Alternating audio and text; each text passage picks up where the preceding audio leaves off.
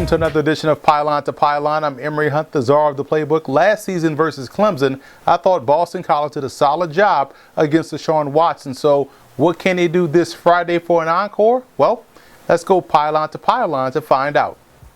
The first thing you have to do versus Deshaun Watson is remain gap sound. He's the type of quarterback that can hurt you with his legs in addition to his arm. Now, when things are not there downfield, he'll take off and gas you running. As you see here, Boston College does a great job within their front four of showing discipline, getting push versus pressure, which is essentially smothering the pocket around them. Now, they dropped two of their linebackers back in the intermediate zone area, which takes away that passing window, and they are also serving as pseudo spies if Watson decides to vacate. He does, and now you have two backers making a beeline to him to bring him down. Meanwhile, on the back end, Boston College was trusting their dudes, as Coach Adazio likes to call it, against Clemson's dudes. So single high, cover one, man coverage across the board, and because they are gap disciplined up front, Watson can't escape out the back door, and they get him for the sack.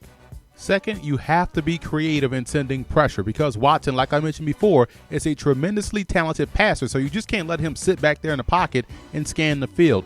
In this example, in conjunction with their defensive line getting push, not pressure, the Eagles have the linebacker on a green dog blitz, which means if the running back goes out in the pattern, he's responsible. If he stays in blocks like he does here, then the backer becomes a free blitzer. On the back end, once again, Coach Adazio is trusting his dudes one-on-one versus the Tigers' wide receivers, and that tight coverage forces Watson or any quarterback to have to be consistently accurate and perfect with their placement. He can't convert there, therefore it falls incomplete.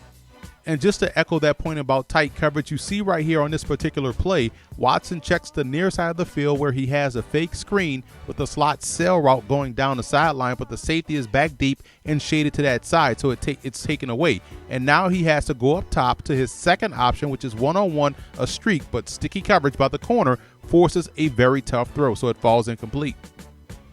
And finally, it's about making the plays that are there to be made, and that's the biggest key. You have to be able to come away with turnovers, and right here, the defensive line is going to do their job, get great push, not pressure. They're going to have a linebacker spying Watson back there in the pocket. They're going to trust their dudes back deep one-on-one, and the safety is free to make the play. They went down the seam and tried to hit the wide receiver on the streak, but the safety came across, flew to the football, made the interception, and got Boston College the ball inside the red zone. So again, it's about trusting your teammates, trusting your personnel, and asking your guys to come up big and make plays. If they can do all three of these things in this matchup versus Clemson, they have a great chance of knocking off the Tigers.